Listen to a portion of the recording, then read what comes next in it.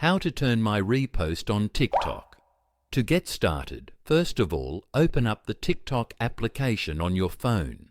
You will then be taken to the TikTok homepage. Here, you can explore and view TikTok Reels.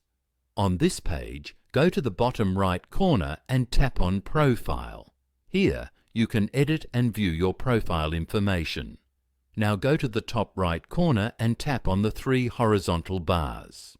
Then, go to Settings and Privacy and tap on Notifications.